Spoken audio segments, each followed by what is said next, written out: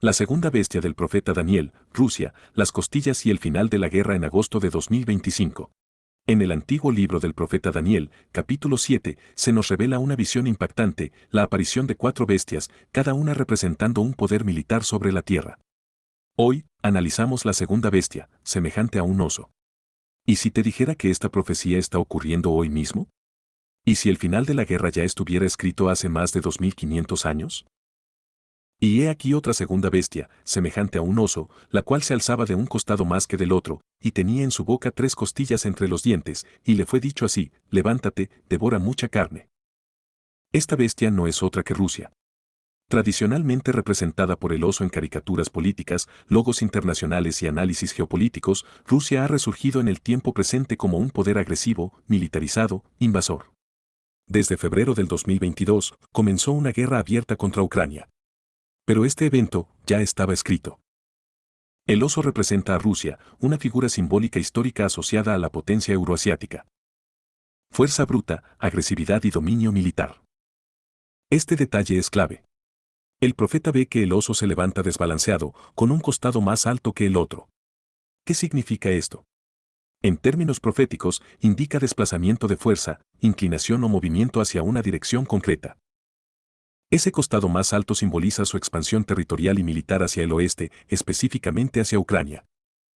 Rusia no se inclina hacia el este, Asia, ni hacia el norte, ni hacia el sur.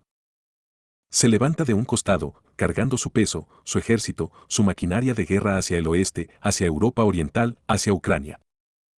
¿Qué son estas costillas? Algunos han pensado que son países conquistados.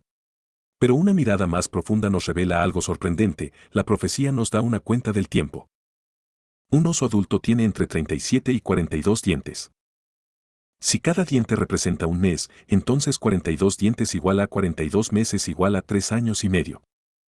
24 de febrero de 2022 Rusia invade Ucrania. Cómputo profético. 42 meses después igual a agosto de 2025.